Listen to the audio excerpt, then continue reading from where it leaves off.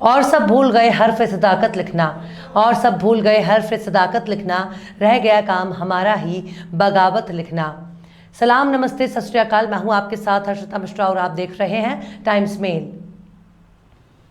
इस वक्त भारत की सियासत में गलत को गलत और सही को सही कहना भी बहुत ही हिम्मत की बात है। अगर आप गलत को गलत कहते हैं तो आपको देशद्रोही और गद्दार भी कहा जा सकता है। अगर आप सत्ता और सिस्टम से सवाल करते हैं तो फिर तो आपकी खैर नहीं, लेकिन सरकार में रहकर अपनी ही सरकार को आंख दिखाने की हिम्मत बहुत ही कम लोगों में होती है। केंद्र की नरेंद्र मोदी सरकार पर सवाल उठाने वालों में अक्सर आपको वरुण गांधी और राज्यसभा सांसद सुब्रमण्यम स्वामी नजर आ जाएंगे, लेकिन याद रखिए ये कोई मंत्री नहीं है। साफ तौर पर कहा जाए तो भारतीय जनता पार्टी में 56 इंच की छाती किसी नेता के पास हो या ना हो, लेकिन 56 इंच का कलेजा अगर किसी के पास है तो उनका नाम है नितिन गडकरी, जो गाहे बगाहे किसी भी भाषण में मोदी जी की 56 इंच की छाती की पैमाइश करते नजर आ जाते हैं। केंद्र सरकार में नितिन गडकरी एकमात्र ऐसे मंत्री हैं जो ना तो सुनी सुनाई बातों पर जय जयकार करते और ना ही किसी की झूठी तारीफ करते हैं। गडकरी को जो बोलना होता है वो छाती ठोक कर खुले मंच से बोलकर रख देते हैं, फिर चाहे किसी को बुरा लगे या भला, वो नतीजे की परवाह बिल्कुल भी नहीं करते। लेकिन अब उनकी बेबाकी को भाजपा ने बहुत ही गंभीरता से लिया है, जिसके बाद बीजेपी ने नितिन गडकरी को सीधे तौर पर बहुत बड़ा झटका दिया है। भाजपा गडकरी से इतना डर चुकी है कि अब नितिन गडकरी को भाजपा के संसदीय बोर्ड से निकाल दिया गया है। ये इस तरह का संदेश है कि भाजपा में रहकर अगर भाजपा की भाषा कोई नहीं बोलेगा उसका अंजाम गडकरी के जैसा होगा। हालांकि बीजेपी के फैसले से नितिन गडकरी की सेहत पर कोई फर्क नहीं पड़ता, लेकिन भाजपा का हाल खिसियानी बिल्ली के जैसा हो चुका है। नितिन गडकरी अपनी ही सरकार पर जितना निडर होकर सवाल उठाते हैं उतनी हिम्मत ना तो बीजेपी के दूसरे नेताओं में है और ना ही विपक्ष में। लेकिन माना जा रहा है कि उनके बागी तेवर को देखकर ही भाजपा को ऐसा कदम उठाना पड़ा ताकि सांप भी मर जाए और लाठी भी ना टूटे। गडकरी के रास्ते पर मध्य प्रदेश वाले मामा शिवराज भी चलने की कोशिश कर रहे थे। लगे हाथ भाजपा ने उनको भी कायदे से निपटा दिया। आखिर कैसे गडकरी के खौफ से कांप रही है भाजपा? आखिर कैसे गडकरी से खतरा महसूस कर रही है बीजेपी? आखिर गडकरी कैसे बनते जा रहे हैं भाजपा के लिए चुनौती? आखिर कैसे भाजपा ने गडकरी को संसदीय बोर्ड से किया बाहर? बताएंगे आपको और भी बहुत कुछ। लेकिन आप अगर हमारे चैनल पर नए हैं और पहली बार हमारी वीडियो को देख रहे हैं तो आप हमारे चैनल टाइम्स मेल को सब्सक्राइब कर लें, वीडियो को लाइक कर दें और बेल आइकन का नोटिफिकेशन बटन भी प्रेस कर दें ताकि बिना देरी हमारी हर खबर आपको मिलती रहे। लौटते हैं आप खबर की तरफ। बीजेपी के पार्लियामेंट्री बोर्ड से केंद्रीय मंत्री नितिन गडकरी और मध्य प्रदेश के सीएम शिवराज सिंह चौहान को बाहर कर दिया गया है। उनकी जगह पर कर्नाटक के दिग्गज बीएस येदियुरप्पा, असम के सर्बानंद सोनोवाल को मिली है। संसदीय बोर्ड के लक्ष्मण को भी शामिल किया गया है। पीएम नरेंद्र मोदी और गृह मंत्री अमित शाह समेत बोर्ड में कुल 11 नेताओं को रखा गया है। जेपी नड्डा बीजेपी संसदीय बोर्ड के चेयरमैन हैं। बाकी सदस्यों में राजनाथ सिंह, इकबाल सिंह लालपुरा, सुधा यादव, सत्यनारायण जाटिया और बीएल संतोष शामिल हैं।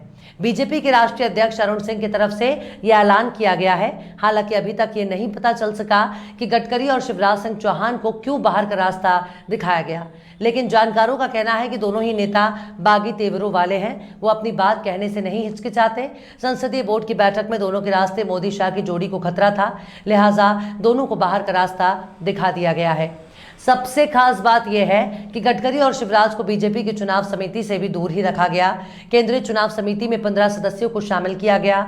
संसदीय समिति की तरह चुनाव समिति का अध्यक्ष भी जेपी नड्डा को बनाया गया।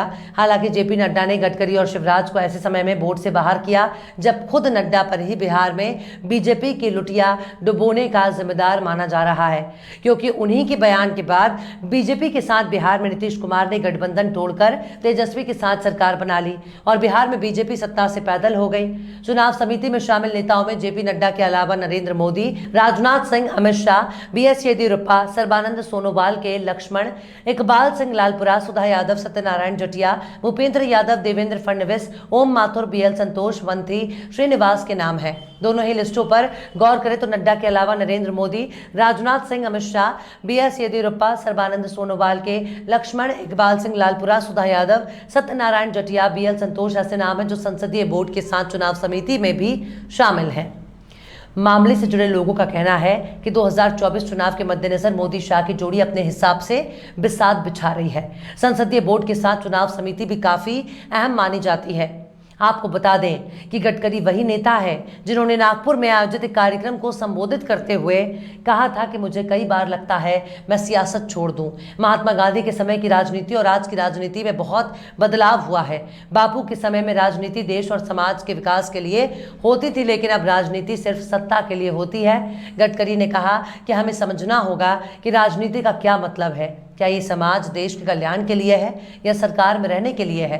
राजनीति गांधी के युग से ही सामाजिक आंदोलन का हिस्सा रही है। उस समय राजनीति का इस्तेमाल देश के विकास के लिए होता था। वहीं अगर हम देश में आज की राजनीति के स्तर को देखें तो फिक्र होती है।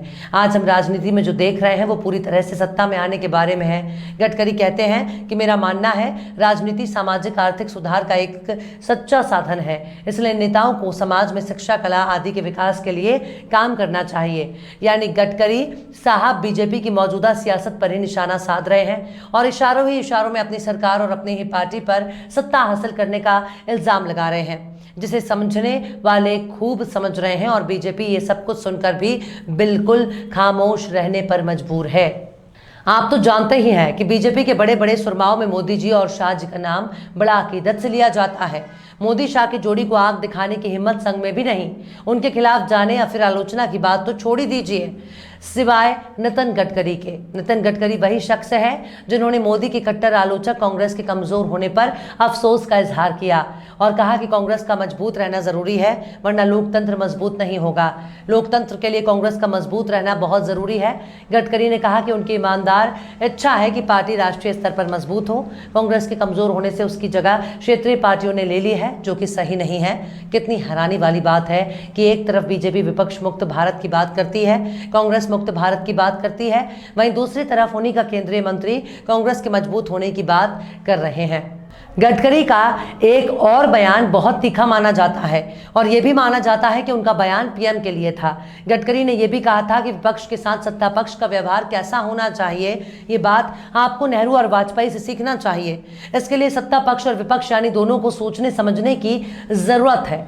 लोकतंत्र की मर्यादा कैसे बरकरार रखी जाती है, ये बात जवाहरलाल नेहरू और अटल बिहारी वाजपेयी ने हमें सिखाई है, क्योंकि नेहरू और वाजपेयी दोनों ही हिंदुस्तान के आदर्श नेता हैं। यानी नितिन गडकरी ने मोदी को इंडिया का पापा बताने वाले दूत और अप्सराओं को भी समझा दिया कि दिन रात मोदी मोदी करने से कुछ नहीं होगा।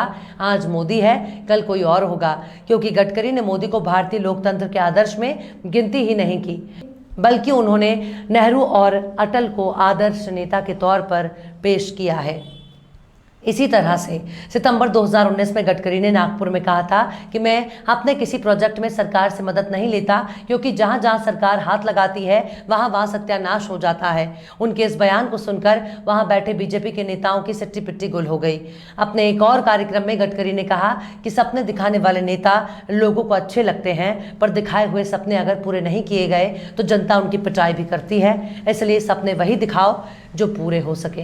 गडकरी ने कहा कि मैं सपने दिखाने वालों में से नहीं हूं, मैं जो बोलता हूं वो 100% डंके की चोट पर पूरा भी करता हूं। आपने देखा ही होगा कि सत्ता में आने से पहले मोदी जी ने कितने सपने दिखाए थे और सत्ता में आने के बाद उन सपनों का क्या हुआ, कुछ नहीं कहा जा सकता। मोदी ने महंगाई दूर करने का सपना दिखाया, डीजल पेट्रोल और गैस के दाम आसमान छूने लगे। मोदी जी सालाना 2 करोड़ रोजगार देने का सपना दिखाया। आज हालत यह है कि इतिहास के सबसे भयानक दौर में बेरोजगारी पहुंच चुकी है। पीएम मोदी 5 ट्रिलियन की इकोनॉमी का सपना दिखाया और जीडीपी धड़ाम से गिर गई। पीएम मोदी ने सबके खाते में 15 से 20 लाख भेजने का सपना दिखाया, लेकिन पता चला जनता भुखमरी के दौर से गुजर रही है। आज भारत ने गरीबी के मामले में नाइजीरिया को भी पछाड़कर नंबर 1 बना गया है। यानी मोदी जी जहां जहां हाथ लगाते हैं वहां वहां उनका उल्टा ही काम हुआ है। गडकरी वही बोल रहे हैं जो उन्होंने देखा और महसूस किया। क्या इतनी हिम्मत किसी और मंत्री में है? शायद नहीं। अब आप ज़रा गौर से सोचिए कि मुल्लों को सबक सिखाने के चक्कर में आपने क्या खोया और क्या पाया। बहरहाल चलते चलते आखिर में जफर इकबाल ने भी क्या खूब फरमाया है, अपनी ये शान बगावत कोई देखे आकर, अपनी ये शान बगावत कोई देखे आकर, मुंह से इनकार भी है और सिर भी झुकाए हुए हैं। फिलहाल इस वीडियो में बस इतना ही।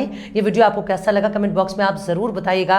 वीडियो पसंद आए तो लाइक करें। हमारे वीडियो लिंक को फेसबुक, ट्विटर, व्हाट्सएप पर अपने रिश्तेदार, यार, दोस्तों को भी शेयर करें और बेबाक, निष्पक्ष स्वतंत्र पत्रकारिता को सपोर्ट करने के लिए आप हमारे यूट्यूब चैनल टाइम्स मेल को जरूर सब्सक्राइब करें और हाँ, बेल आइकन की घंटी वाली बटन भी आप जरूर से दबा दें ताकि आपको हमारे आने वाले नए वीडियो की नोटिफिकेशन फौरन ही मिल जाए। फिर मिलते हैं किसी और वीडियो में एक नई खबर के साथ। हर्षिता मिश्रा को दीजिए इजाजत। जय हिंद।